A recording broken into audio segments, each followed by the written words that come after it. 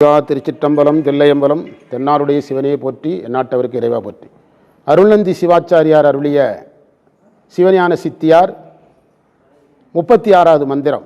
தலைப்பு என்ன? அதாவது உலகம் நிலையான பொருள் தான். அந்த தலைப்பிலே உங்களுக்கு சந்தேகம் வரலாம். பிரபஞ்சம் அழிகின்றது என்ற போது நாம் எப்படி நித்த பொருள்னு சொல்ல முடியும் அப்படின்னா, அழிவு என்பது காரியத்துக்கு தானே நிகழுது, எதற்கு இல்லை? அதனால் நித்த பொருள்னு சொல்லலாம். இப்போ ஒரு தடை, இந்த மந்திரத்தில் முதல்ல தடை வருகிறது. இந்த மந்திரத்தை நாம் பிரித்து கொள்ளணும். கருது காரணம் உண்டாக காரியம் உள்ளது ஆகி வருதலால் அனாதி வையம் ஒன்று.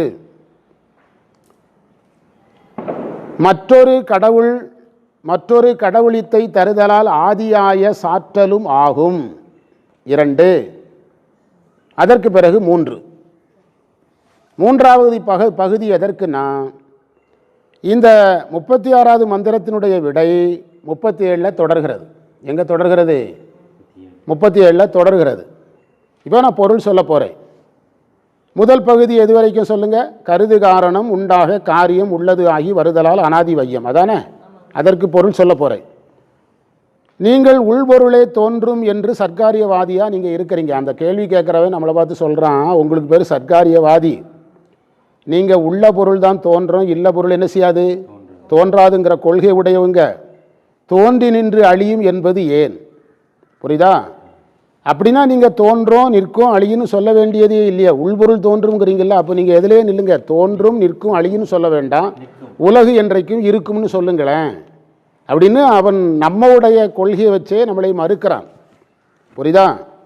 காரணப்பொருள் உள்பொருள், அதில் தோன்றும் காரிய பொருள் உள்பொருளே, எனவே உலகு உள்பொருள். அதற்கு நாம் என்ன சொல்கிறோம்னா, காரணம் அழியாமல் இருக்கிறதுனால காரியம் அழிவதை கொண்டு அழிகிறதுன்னு பொருள் எடுக்க வேண்டாம். பிரபஞ்சத்தை நம்ம என்ன பொருள்னே சொல்லலாம்? உள்பொருள்னே சொல்லலாம். ஏனென்றால் காரியம்தான் அழிந்திருக்கிறது, என்ன அழியவில்லை? காரணம் அழியவில்லை. 2வது தலைப்பில் 2வது என்ன போட்டிருக்கோம்? மற்றொரு கடவுளித்தை தருதலால் ஆதியாக சாற்றலும் ஆகும். அதற்கு என்ன பொருள்னா, இறைவன் தோற்றுவித்து இதை ஒடுக்கிறாரு. இந்த தோற்றுவித்து ஒடுக்கிறது என்பதை ஒரு கலை சொல்லால் நாம் விவரிக்கலாம். என்ன கலை சொல்னா? நிலை வேறுபாடு. என்ன வார்த்தை? நிலை வேறுபாடு. தோற்றுவித்தல், தோற்றுவித்து ஒடுக்குதல் என்ற நிலை வேறுபாடு இருக்கிறதுனால நம்ம அழியும்னு சொல்கிறோம்.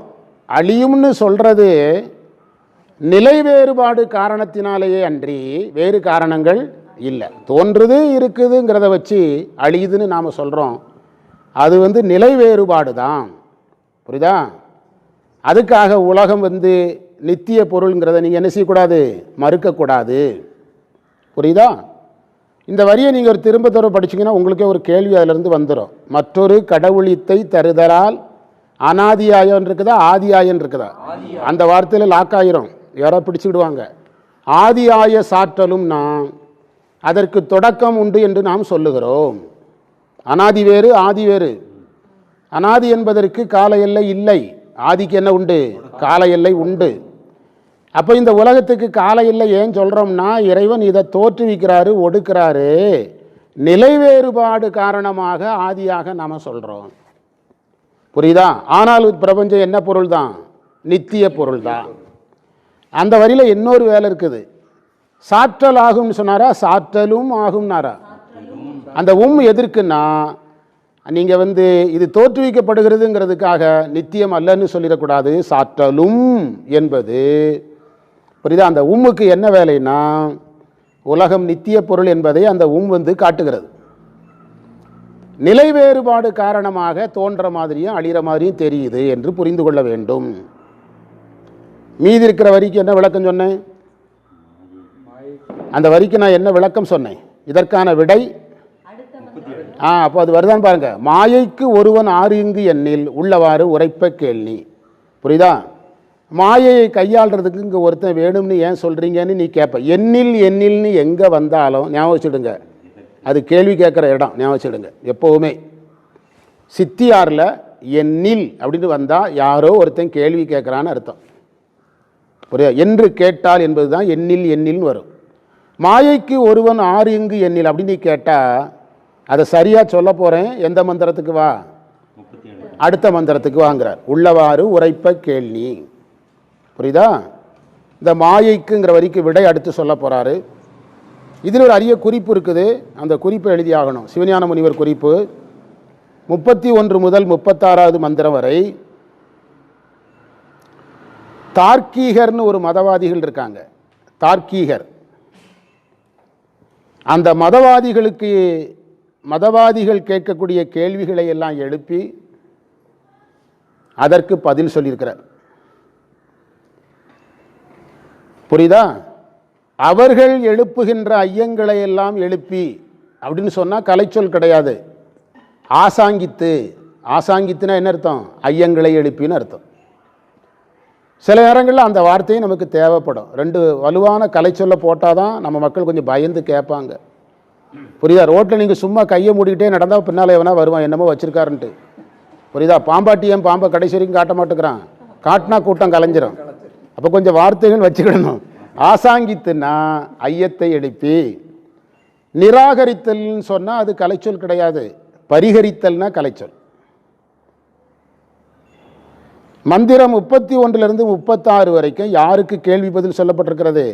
தார்க்கீக மதவாதிகளுக்கு கேள்வி, அவர்களுடைய ஐயங்களை எழுப்பி அதற்கு பதில் சொல்லப்பட்டது. இந்த வருமுறைன்னு ஒரு வார்த்தை நம்ம பின்னால் வந்துகிட்டு இருக்குது. எங்கன்னா 20வது மந்திரத்துக்கு பிறகு 1ஆம் நூற்பா தொடங்குற இடத்துல வருமுறைன்னு ஒரு வார்த்தை இருக்கும் என்று சொல்லுகிறார். பதிவாகாமல் இருந்திருக்குது. புரியுதா? உள்பொருளை தோன்றும்னு சொல்கிறீங்க, அது சர்க்காரியவாதம். அப்போ ஏன் தோன்றி நின்று அழியறணும் என்று கேட்டபோது காரியம்தான் அழியுது, காரணம் அழியவில்லைன்னு பதில் சொல்லி, அப்போது இறைவன் இதை தோற்றுவிக்கிறதுனால இதை ஆதின்னு நாங்கள் சொல்கிறோமே தவிர, ஆதிங்கிறது நிலை வேறுபாடு. ஆதி என்பது தோன்றுதலும் இருத்தலும் அழிதலும். அப்படி ஆதின்னு சொல்லிட்டோங்கிறதுனால பிரபஞ்சம் நிலையில்லைங்கிற முடிவுக்கு நீ வரக்கூடாது. மாயை இறைவன் எப்படி இயக்குவாருங்கிறத நாங்கள் எந்த மந்திரத்தை சொல்கிறேன்? அடுத்த மந்திரத்தில் சொல்ல போகிறோம். அடுத்த மந்திரத்துக்கு வந்துட்டோம். தலைப்பு 37வது மந்திரம். உலகம் சிவனால் தோற்றுவிக்கப்பட்டு சிவனாலேயே ஒடுக்கப்படும். இந்த மந்திரம் ஒரு நுட்பமான மந்திரம். இந்த மந்திரத்தை நீங்கள் 3ஆக பிரிக்கணும். புத்திமர் காரியத்தால் பூதாதி புருடன்தானும் அத்தனு கரணம் பெற்றால் அறிதலால் 1. அவற்றை மாயை உய்த்திடும், அதனால் மாயைக்கு உணர்வு ஒன்றும் இல்லை வைத்திடும், இல்லை என்றே வைத்திடும். 2. அதனால் எல்லாம் வருவிப்பான் ஒருவன் வேண்டும். 3. சரியா? உள்ளே போக போகிறோம். இந்த மந்திரம் இது பாரிசேட அளவை சேர்ந்த மந்திரம். என்னதுன்னா, மாயை தானாக செயல்படுதா? ஒரு 3 கேள்விகள் இங்கே எழுப்பப்படுகிறது. மாயை தானாக செயல்படுகிறதா? மாயையை உயிர் செயல்படுத்துதா? இல்லை இறைவன் செயல்படுத்துகிறாரா? புரியுதா? இப்போ ஆசிரியர் மறுக்கிறார். அருள்நந்தி சிவாச்சாரியார் உயிர் செயல்படுத்தலை, முதல் மறுப்பு. 2வது மறுப்பு, 2வது பாயிண்டில் எதுலேருந்து தொடங்குது? 2வது பாயிண்ட், அவற்றை மாயை திருப்புங்க. அவற்றை மாயை திருப்புங்க. மாயை அவற்றை தோற்றுவிக்குமானா அப்போ அங்கே என்ன மறுக்கப்பட்டது? மாயை மறுக்கப்பட்டது. மிச்சம் யார் இருக்கிறா? இறைவன் மிச்சம் இருக்கிறார். பாரிசேட அளவையில் உலகத்தை யார் தான் தோற்றுவிக்க முடியும் அப்படின்னு முடிக்கிறோம். புரியுதா? இப்போ மந்திரத்தை ஆரம்பிக்கலாம். அப்போ நீங்கள் 1வது தலைப்புக்கு என்ன செய்யணும்னா உயிர்னு தலைப்பு போடணும். 1வது பிரிவுக்கு உயிர், 2வது பிரிவு மாயை, 3வது பிரிவு சிவம். இப்படிலாம் புக்கிலெலாம் இருக்காது. நம்ம இப்படி டான்ஸ் ஆடினா தான் புரியும். ஆமாம். புத்திமற் காரியத்தால், சிவஞான முனிவர் குறிப்பு, புத்திமற் காரியம் என்பதற்கு பொருள் அறிவுடைய பொருள்னு அர்த்தம். புத்திமான்கிறது புத்திமன் வந்தது. இந்த புத்திமற் என்ற வார்த்தை, புத்தி என்ற வார்த்தை வடமொழி வார்த்தை, முனிவர் சொல்றார். அந்த 2 வார்த்தையும் சேர்த்து சொல்லுங்க. புத்திமற் காரியத்தால். புரியுதா? அந்த இடத்துல 6ஆம் வேற்றுமை உருவு சேர்த்து படிச்சீங்கன்னா நீங்க நினைக்கிற பொருள் வருங்கிறார். 6ஆம் வேற்றுமை உருவு அது. புரியுதா? புத்தி மற்றினது காரியத்தினால் அது சேர்க்கணும். புத்திமற் காரியத்தில் அது சேர்த்தணும். புத்தி மற்ற கூட்டல் அது காரியத்தால், புத்தி மற்றினது காரியத்தால். அதாவது புத்திமற் காரியம் என்பது அறிவுடை பொருளாகிய உயிரின் காரியம்னு அர்த்தம். புரியுதா? அறிவுடைய பொருளாகிய உயிரின் காரியத்தால் பூதாதி புருடன்தானும் அத்தனு கரணம் பெற்றால் அறிதலால். இந்த 1வது பிரிவுக்குள்ள ஒரு மொழி மாற்று இருக்குது. அதை பண்ணினீங்கன்னா உங்களுக்கு புரியும். நான் நம்பர் போட சொல்கிறேன், போடுங்க. பூதாதி 1, புத்திமற் காரியத்தால் 2, புருடன்தானும் அத்தனு கரணம் பெற்றால் அறிதலால் 3. இப்போ சொல்லி பாருங்க. பூதாதி பிரபஞ்சம், புத்திமற் காரியத்தால் அறிவுடை பொருளாகிய புத்திமானால், சேதன பொருள்பாங்க. சில இடங்களில் சிவஞான முனிவர் சொல்கிறாரு, புத்திமான் என்றாலும் சேதனன் என்றாலும், சேதனன்னா அறிவுடையவன், ஒரே பொருள் தான். இந்த பிரபஞ்சம் எல்லாம் அறிவுடைய உயிர்னால வரும். 3வது நம்பர் சொல்லுங்க. புருடன் தானும். புருடன்னா யாரு? உயிர். புரியுதா? பிரபஞ்சம் எல்லாம் அறிவுடைய உயிர்னால வந்தது என்று சிலர் சந்தேகப்படுறாங்க. அதுக்கு வாய்ப்பே கிடையாது. காரணம் என்னன்னா, உயிர் எப்போ அறியும்னு ஒரு கேள்வி கேட்குறார். தனுகரண புவன போகம் வந்த பிறதானே அறியும். தனக்கே தனுகரண புவன போகம் மாயையிலிருந்து வரும்னா இது மாயை எப்படி இயக்கம்? இது மாயை எப்படி இயக்கம் சார்? புரியுதா? நீங்களே கோயம்புத்தூரில் தான் ட்ரெயின் ஏறுறீங்கன்னா மெட்ராஸ் ட்ரெயினை நீங்கள் டிரைவிங் பண்ண முடியுமா? நீங்கள் ஏறுறதே எங்கே தான்? கோயம்புத்தூரில் தான். ட்ரெயின் எங்கேருந்து வருது? சென்னையிலேருந்து வருது. அதே தான் இங்கே பிரச்சனை. புரியுதா? உயிர் பிரபஞ்சத்தை தோற்றுவிக்கும்னு கேள்வி கேட்குறீங்களா? தப்பா இல்லையா? மாயையிலிருந்து தனுகரண புவன போகம்லாம் கொடுத்த பிறகு தான் இதுக்கே அறிவு வருது. அப்படி இருக்கும்போது இது எப்படி மாயையை செயல்படுத்த முடியும்? அப்போ ட்ராப் அவுட். யாரை வெளியேற்று? உயிரை வெளியேற்று. புரிஞ்சுட்டா? இப்போ அவற்றை மாயை எப்படி திருப்பணும்? மாயை அவற்றை உய்த்திடும். உய்த்திடும்னா மாயையே தனுகரண புவன போகமாக மாறிடும். அதனால் மாயைக்கு உணர்வு ஒன்றும் இல்லை என்றே. உணர்வுனா அறிவு. ஒன்றும் சிறிதும் மாயைக்கு அறிவு கொஞ்சம் கூட கிடையாது. இல்லை என்றே வைத்திடும் என்றால் கூறப்பட்டுள்ளதுன்னு அர்த்தம். வைத்திடும்னா கூறப்பட்டுள்ளது. மாயைக்கு அறிவு கொஞ்சம் கூட இல்லைன்னு சொல்லி இருக்கிறாங்க. அதில் எவ்வளோ கவனமாக சொல்கிற, ஒன்றும் இல்லை. அது என்ன பொருள்? சடப்பொருள். பேரறிவுடைய பரம்பொருளும் அல்ல, சிற்றறிவுடைய ஆன்மாவும் அல்ல, அறிவற்ற சடப்பொருள். அதிலிருந்து பிரபஞ்சம் வர வாய்ப்பு இல்லை. புரியுதா? களிமண்ணிலிருந்து பானை வர வேண்டும் என்றால் யார் வேணும்? நிமித்த காரணனாகிய அறிவுடைய குயவன் வேண்டும். மாயிலிருந்து பிரபஞ்சம் வர வேண்டும் என்றால் அறிவுடையவன் வேணும். உயிர் அறிவுடையது தான். ஆனால் ஒரு காரணம் சொல்லி ரிஜெக்ட் பண்ணியாச்சு. புரியுதா? வெளியே தள்ளி கேட்டை பூட்டுன்னு சொல்லியாச்சு. இன்னும் ஒரே ஒரு தலைவர் தான் வச்சிருக்கிறார். யாரு? இறைவன். அதனால்னா பாரிசேட அளவையினால் எல்லாம் வருவிப்பான் ஒருவன் வேண்டும். புரியுதா? களிமண்ணில் குடம் வர நிமித்த காரணன் குயவன், மாயையில் பிரபஞ்ச வர நிமித்த காரணன் இறைவன். புரியுதா? உயிர் யாராக முடியாது? நிமித்த காரணன் ஆக முடியாது. அடுத்த மந்திரத்துக்கு வாங்க. சூப்பர் மந்திரம் சார். இந்த ஒரு மந்திரத்தை எழுதினதுக்கு தெருவுக்கு ஒரு கோயில் கட்டலாம் இருக்கு. தமிழில் இப்படி செய்யுளே கிடையாது. இந்த மந்திரத்தை நீங்கள் மூன்றாக பிரிக்கணும். காரிய காரணங்கள் 1, அதிலிருந்து காரிய காரணங்கள் முதல் துணை நிமித்தம் கண்டாம். பாரின்ங்கிறதுலேருந்து 2, பாரின் மண் திரிகை பண்ணும் அவர் முதல் துணை நிமித்தம் 2, மீதி இருக்கிற எல்லாம் 3. புரியுதா? காரிய காரணங்கள். ஒரு பொருள் தோன்றணும்னா காரிய காரணங்களுக்கு சரியாக பொருள் எடுத்துக்கிடுங்க. ஒரு பொருள் தோன்றணும்னா அல்லது காரியப்பட வேண்டும் என்றால் முதல் துணை நிமித்தம் கண்டாம். 3 பொருள் வேணும். முதல் காரணம், அந்த முதல் துணை நிமித்தம் இருக்கும். நீங்கள் அதை எப்படி படிக்கணும்? துணை காரணம் நிமித்த காரணம்னு படிக்கணும். எடுங்க. எங்க வந்தீங்க?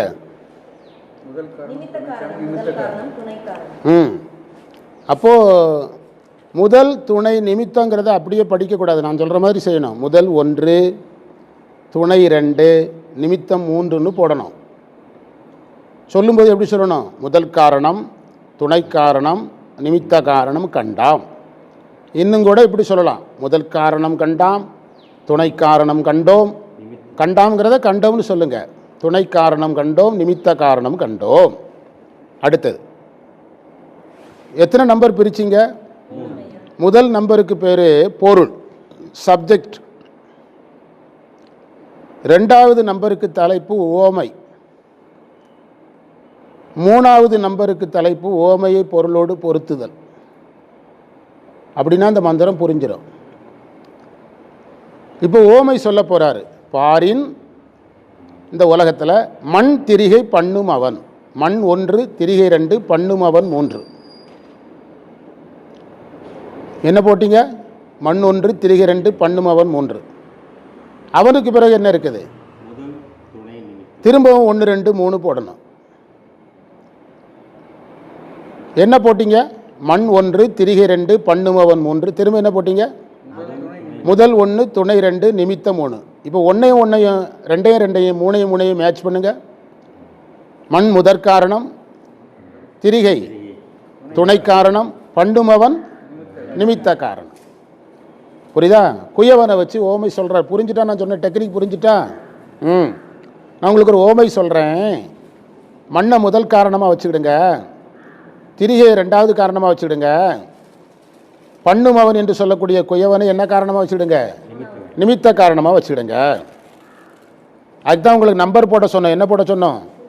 மண் 1, திரிகை 2, பண்ணுமவன் 3. திரும்பவும் முதல் 1, துணை 2, நிமித்தம் 3 மேட்ச் பண்ணணும். 1ஐயும் 1ஐயும் 2ஐயும் 2ஐயும் 3ஐயும் 3ஐயும் மேட்ச் பண்ணணும். சொல்லுங்கள். மண் முதற் காரணம், திரிகை துணை காரணம், பண்ணுமவன் நிமித்த காரணம். எவ்வளோ டெக்னிக்கான தமிழ் பாருங்கள். இப்படி ஒரு செயல் நடத்துனீங்கனாலே உங்கள் மேலே ஒரு மரியாதை வந்துடும். அவ்வளோ அழகான பாடம் இதெல்லாம். இப்போ எல்லாத்தையும் பொருத்தி சொல்ல போகிறார். 3வது இதுக்கு வாங்க. ஓமையை பொருளுடன் பொருத்து. முதல்ல ஓமையை தனியாக, முதல்ல சப்ஜெக்டை தனியாக சொன்னார். அவர் ஓமையை தனியாக சொன்னார். 2ஐயும் சேர்த்து சொல்ல போகிறாரு. ஓமையை பொருளுடன் பொருத்துதல். தேரின், தேரின்னா ஆராய்ந்தால். நம்பர் போடுறீங்களா? மண் மாயையாக 1. அடுத்து நீங்களே சொல்லலாம். திரிகை தன் சக்தியாக 2. அடுத்தது ஆரியன் குலாலனாய் 3. நின்று ஆக்குவன் அகிலம் எல்லாம். என்ன செஞ்சீங்க சொல்லுங்க? தேரின் ஆராய்ந்தால். மண்ணை எது மாதிரி ஞாபகம் வச்சுக்க? மாயைக்கு மண்ணை உதாரணமாக வச்சுக்க. அடுத்தது சக்தி, அருளுக்கு எதை உதாரணமாக வச்சுக்க? சக்கரத்தை வச்சுக்க. குயவனுக்கு, இந்த இறைவனுக்கு எதை உதாரணமாக வச்சுக்க? குயவனை வச்சுக்க. ஆரியன்னா சிவன் அர்த்தம், குலாலன்னா குயவன் அர்த்தம். அதுதான் தான் குலாலருங்கிற ஜாதியே வருது. நின்று ஆக்குவன் அகிலம் எல்லாம்.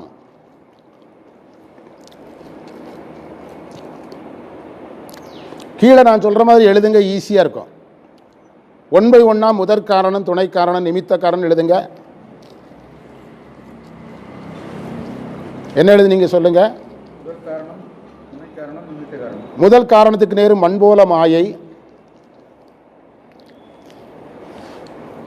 துணை காரணத்துக்கு நேர சக்கரம் போல சிவசக்தி, நிமித்த காரணத்துக்கு நேரா குயவன் போல் சிவன்.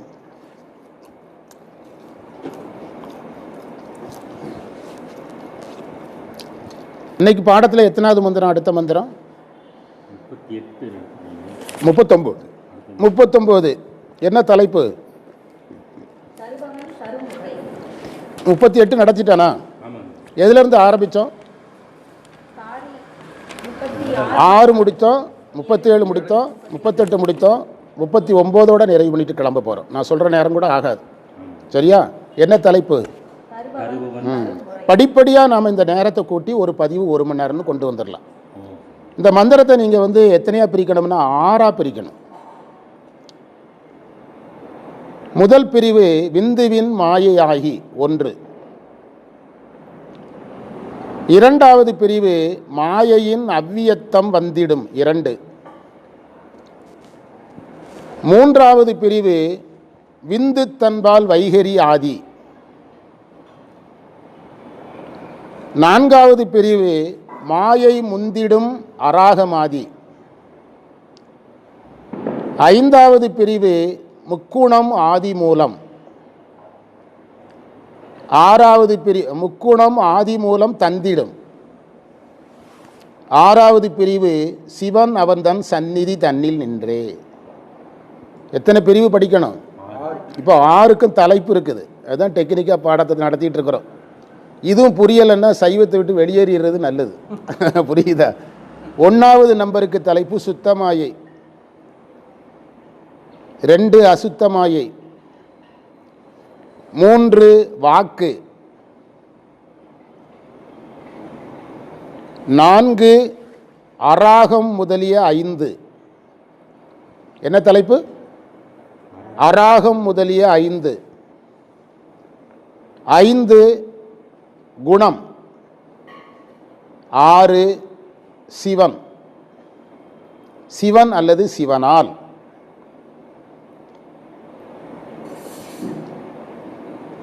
பொருள் சொல்ல ஆரம்பிக்கலாமா? தலைப்பிலிருந்து உள்ளவாங்க. தலைப்பு சொல்லுங்க. இறைவன் தான் இந்த உலகத்தை தர்றாரு சார். முன்ன மந்திரம் எப்படி முடிஞ்சதுன்னு சொல்லுங்க. நின்று ஆக்குவன் அகிலம் எல்லாம். எப்படி ஆக்குவான்னு சொல்ல போறாரு. எப்படி ஆக்குவான்னு சொல்ல போறாரு. விந்துவில் மாயை ஆதி, அதாவது விந்துனா சுத்த மாயைன்னு அர்த்தம். சுத்த மாயை, அந்த விந்துவின் மாயை ஆதிங்கிறதுக்கு என்ன பொருள்னா, சுத்த மாயைக்கு கீழே அசுத்த மாயை இருக்குது. அது மலகன்மம் கலந்ததுன்னு அர்த்தம். விந்துவின் மாயை ஆதிங்கிறதுக்கு என்ன பொருள்? சுத்த மாயைக்கு கீழே அசுத்த மாயை இருக்குது, அங்கே மலகன்மம் உண்டு. 2வது பிரிவுக்கு வந்துடுறீங்களா? என்ன இருக்கு சொல்லுங்க. 2வது பிரிவுக்கான தொடர். அதில் ஒரு மொழி மாற்று இருக்குது. அவ்வியத்தம் மாயையின் வந்திடும். அவ்வியத்தம் மாயையின் வந்திடும். அதாவது அவ்வியத்தம் என்றால் வெளிப்படுதல் அர்த்தம். இல்லை, அவ்வியத்தம்னா வெளிப்படாமை. வெளிப்படாமல் இருந்தது என்னது? அசுத்த மாயையாக வெளிப்படும் அர்த்தம். வெளிப்படும் அர்த்தம். இன்னும் சிம்பிளா சொன்னா, முதல் பிரிவுக்கு என்ன தலைப்பு போட்டீங்க? அங்க சூக்குமம்னு போட்டுக்கிடணும். 2வது பிரிவுக்கு என்ன தலைப்பு போட்டீங்க? அதுக்கு என்ன தலைப்பு போட்டுக்கலாம்? அது சூக்குமம்னா ஸ்தூலம், தூலம், அவ்வளவுதான். அங்க சூக்குமமா இருந்த மாயை இங்க எதா மாறுது, அவ்வளவுதான் சார் விஷயம். ஆனா அதுல அதுக்காக வேறுபாடு இல்லையோன்னு சொல்லக்கூடாது. சுத்த மாயையில என்ன கிடையாது, அங்க மலகன்மம் விரவாமல் இருக்குது. அசுத்த மாயில என்ன கலந்திருக்கும்? மலகன்மம் விரந்து இருக்கு. சுத்த மாயைக்கு கீழே அசுத்த மாயை தோன்றும். அவ்வியக்தமாக, அவ்வியக்தம்னா வெளிப்படாமல் இருந்த இந்த மாயை மாயையமாக அதற்கு ஒரு வெளிப்படும். மாயையாக வெளிப்படும் போது மலகன்மம் விரவியதாக அசுத்த மாயையாக இருக்கும். அடுத்தது என்னது? விந்து தன்பால் வைகரி ஆதி. திரும்பவும் 1வது நம்பருக்குள்ள போயிடணும். விந்துனா என்ன அர்த்தம்? விந்துங்கிறதுக்கு என்ன பொருள் தான் கேட்டேன். சுத்த மாயையில வாக்குகள் தோன்றும் அப்படிங்கிறார். சுத்த மாயையில வாக்குகள் தோன்றும். என்னதெல்லாம்? பைசந்தி, வைகரி, சூக்குமை, மத்திமை. இந்த வாக்குகள் எல்லாம் எங்க தோன்றும்? சுத்த மாயையில தோன்றும். வாக்குகள் மொத்தம் எத்தனை? சுத்த மாயையில எத்தனை தத்துவம் இருக்கு? அப்போ கடைசி தத்துவத்தை, கடைசி வாக்கை தூலம் சூக்குமம்னு 4 எத்தனையா மாத்திடுவாங்க. அது ஒன்றும் பிரச்சனை இல்லை.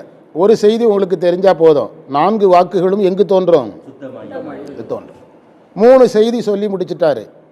அதாவது சுத்தமாயை சுத்தமாய்க்கு கீழே அசுத்தமாயை தோன்றும். சுத்தமாயை மலகன்மம் கலப்பற்றது, அசுத்தமாயை மலகன்ம கலப்புடையது. வெளிப்படாமல் இருந்த நிலை எனது காரியப்பட்டு வெளிப்படும்.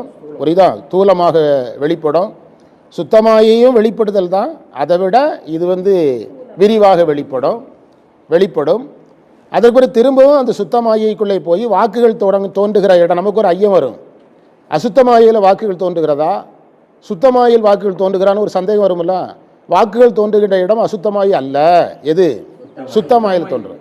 திரும்ப ஒரு சந்தேகம் வந்துடும். சுத்தமாயில் 5 பொருள் இருக்கு, வாக்கு எத்தனை தான் அப்படின்னா கடைசி வாக்கை 2ஆ பிரிச்சுக்கிடணும். தூலம் சூக்குன்னு பிரிச்சா மேட்ச் ஆயிரும். எத்தனை வந்துடும்? 5 வந்துடும். 3 பாயிண்ட் முடிஞ்சது. 4வது பாயிண்ட் என்னது? மாயை முந்திடும் அராகமாதி. அந்த அசுத்த மாயையில் 5 பொருள் வரும். காலம், நியதி, கலை, வித்தை, அராகம். இந்த 5 பொருளும் எங்கே தோன்றும்? அசுத்த மாயையில் தோன்றும். காலம், நியதி, கலை, வித்தை, அராகம். காலம், நியதி, கலை, வித்தை, அராகம். அசுத்த மாயையில் மொத்தம் எத்தனை பொருள் இருக்கு? இது எத்தனை சொல்றாரு? எத்தனை இல்லை? எதெல்லாம்? புருடன் சொல்ல வேண்டியதில்லை. புருடன் ஒரு தத்துவமே கிடையாது. மாயை கிடைக்கும் போது உயிருக்கு புருடன் ஒரு பேர் வருது, அதனால சொல்றமே தவிர புருடன் ஒரு தத்துவம் கிடையாது. அடுத்து எது விடுபட்டு இருக்குது? மாயை சொல்ல வேண்டியதில்லை. மாயை தான் அது. அது அசுத்த மாயையில் ஒன் ஆஃப் த பார்ட், ஒரு unit, one of the unit. அதனால அதை சொல்ல வேண்டியதில்லை. இந்த 5 பொருள் அங்கேருந்து வரும். அதான் மாயை முந்திடும் அராகமாதினார். மாயையிலிருந்து அராக முதலிய தத்துவ வித்யா தத்துவங்கள் தோன்றும். சார், சிவ தத்துவத்தில் வாக்கு தோன்றும், வித்யா தத்துவத்தில் இந்த 5 பொருள் தோன்றும். ஞாபகம் வச்சுடுங்க, அவ்வளோதான். மற்றது ஞாபகம் வைக்க வேண்டிய அவசியம் கிடையாது. 5வது பகுதிக்கு வாங்க. முக்குணம் ஆதி மூலம். அதற்கு பிறகு பிரகிருதி மாயையில் குணத்தத்துவம் தோன்றும். பிரகிருதி மாயையில் குணத்தத்துவங்கள் தோன்ற ஆரம்பிக்கும். ரஜோகுணம், தமோகுணம், சாத்வீக குணம். இந்த குணங்களெல்லாம் எங்கே தோன்ற ஆரம்பிக்கும்? பிரகிருதி மாயையில் தோன்றும். பிரகிருதி என்றாலே மூலம்னு அர்த்தம். அங்கே இந்த குணங்களெல்லாம் நுட்பமாக இருந்து வெளிப்பட ஆரம்பிக்கும். நுட்பமாக இருந்து வெளிப்பட ஆரம்பிக்கும். அடுத்த தலைப்பு என்னது? இப்போ ஒரு கேள்வி வரும். ஏற்கனவே நம்ம ஒரு பிரச்சனையை கிளப்பி விட்டுருக்குறோம். இந்த பிரபஞ்சம் உருவாகிறது உயிர்னாலையா, மாயினாலையா, இறைவனாலையா? 2 பேரை கேட்டுட்டு வெளியே தள்ளி விட்டாச்சு. யாரையெல்லாம்? உயிர் காரணம் கிடையாது. ஏன்னா அதுக்கே மாயை உடம்பு கொடுத்தாதான் வேலை செய்ய முடியும். உயிர் வெளியே போயிரு. மாயைக்கு என்ன இல்லை? கொஞ்சம் கூட கிடையாது, வெளியே தள்ளு. அப்போ இந்த மாயை இயங்கணும்னா வேற ஒருத்தர் இருக்கிறார். யாரு? அதைத்தான் சொல்றாரு. சிவன் அவன் தன் சந்நிதி தன்னில் இன்றே. சிவபெருமானுடைய அருட்சக்தியினால தான் இதெல்லாம் நடக்கும். புரியுதா? அப்போ அப்படியானால் இதில் என்ன சந்தேகம் வருங்கிறத முனிவர் கண்டுபிடித்து ஒரு சில பாயிண்ட் சொல்றாரு. சரியாக 3 அல்லது 4 நிமிடத்தில் நம்ம நிறைவு பண்ண போகிறோம். இப்போ முனிவர் சொல்கிறத எழுதுனா கிளம்பிடலாம். விந்துவின் அப்படின்னு எங்கே இருக்குது இந்த மந்திரத்தில்? அந்த இடத்துல ஒரு இலக்கணம் சொல்கிறார். விந்துவின்கிறத விந்துவின் கண் அப்படின்னு பொருள் எடுக்கணுங்கிறார். கண் என்பதற்கு இடம்னு அர்த்தம். விந்து என்ற இடத்தில் அர்த்தம். பாருங்கள் எவ்வளோ அழகான தமிழ். புரியுதா? அந்த கண் எடுக்க வேண்டிய அவசியம் என்ன? அதில் இல்லாத ஏன் சார் சொல்கிறீங்கன்னா, அப்படி சொன்னீங்கன்னா தான் அதுக்கு கீழேங்கிற பொருள் வரும். ஒரு இடத்த பாயிண்ட் பண்ணானதான் சார் அதுக்கு முன்னால் பின்னாலும் சொல்ல முடியும். பஸ் ஸ்டாண்டில் சென்டரில் நில்லுன்னா அப்போ அதுக்கு இன்னொரு பக்கம் இருக்குல்ல, பழனி ரோட்டுக்கு போயிடாத, பொள்ளாச்சி ரோட்டுக்கு போயிடாத, சென்டரில் நில்லுன்னு சொல்லணும்னா ஒரு இடத்த பாயிண்ட் பண்ணணும்ல. அதுக்கு மார்க் பண்ணுறதுக்கு இந்த கண் வேணுங்கிறாங்க. அதான் விந்துவின் கண்ணுன்னு பொருள் எடுக்கணுமா. விந்து என்ற இடத்தில்னு பொருள் எடுத்துட்டிங்கன்னா அங்கே லேண்ட்மார்க் வந்துடுது. அதுக்கு கீழே என்ன இருக்குன்னு சொல்லிடலாம், அசுத்தமாக இருக்குன்னு சொல்லிடலாம் என்று சொல்லுகிறார். அதனால் இப்போ இந்த கீழே இருக்குது அப்படிங்கிறதுல ஒரு ரகசியம் இருக்குது. என்னதுன்னா, அசுத்த மாயைக்கு இன்னொரு பேர் இருக்குது, அதோ மாயைன்னு பேர். அதோன்னா கீழேன்னு அர்த்தம். அசுத்த மாயைக்கு அதோ மாயின்னு பேர்னா எதுக்கு கீழே இருக்கிறதுனால? ஆமாம், சுத்தமாயி கீழே. இதெல்லாம் சிவஞான முனிவர் சொல்கிறார். அடுத்து சிவஞான முனிவர் ஒரு கேள்வியை எழுப்புறாரு. சிவபெருமானதால் தான் இது நடக்குதுன்னு சொல்ல வேண்டிய அவசியம் என்ன? அதுதான் ஏற்கனவே சொல்லிட்டார்ல, உயிரால் நடக்காது. அப்போ சிவபெருமானால் தான் நடக்குன்னு சொல்ல வேண்டிய அவசியம் என்னன்னா வேற காரணம் இருக்குங்கிறார். என்ன காரணம்னா, 24 தத்துவத்தை செயல்படுத்துவர் ஸ்ரீகண்டர், ஸ்ரீகண்டர் உத்திரர். 24 தத்துவத்தை செயல்படுத்துவர் ஸ்ரீகண்டர் உத்திரர். வித்யா தத்துவத்தை செயல்படுத்துவர் அனந்தர். அப்போ அப்படியானால் நமக்கு என்ன சந்தேகம் வர வாய்ப்பு இருக்கிறது? அதாவது வித்யா தத்துவத்தை அனந்தவர் இயக்குவார் என்றும் 24 தத்துவத்தை ஸ்ரீகண்டர் உத்திரர் இயக்குவார் என்றும் நமக்கு ஐயம் வருவதற்கு வாய்ப்பு இருக்கிறது. அப்படி இல்லைங்கிறத சொல்றதுக்காக தான் அவன்தன் சந்நிதி தன்னில். அப்படின்னா என்ன அர்த்தம்னா, சிவபெருமானுக்கு முன்னால் அவருடைய ஆணை பெற்று அவர் அருள் பெற்று தான் இவங்க இதை செய்ய முடியுமே தவிர அனந்தரோ ஸ்ரீகண்டர் உத்திரரோ சுயமாக இதை என்ன செய்ய முடியாது, செய்ய முடியாது. அப்படி செய்வார்கள் நீங்கள் ஏற்றுக்கிட்டீங்கன்னா அங்கே ஏற்கனவே ஒரு லாஜிக் அடிபட்டு போயிடும். ஆன்மா செய்யாதுன்னு ஒரு லாஜிக் வச்சுருக்கிறீங்கல்ல, அதெல்லாம் அடிபட்டு போயிடும். எவ்வளோ நுட்பமான பாடம் பாருங்கள் என்பது இங்கு பதிவு செய்யப்படுகிறது என்று சொல்லி நிறைவு செய்வோம். பிழைத்தவை பொறுக்கை எல்லாம் பெரியவர் கடமை போற்றி சிவாய நம சிவாய நம.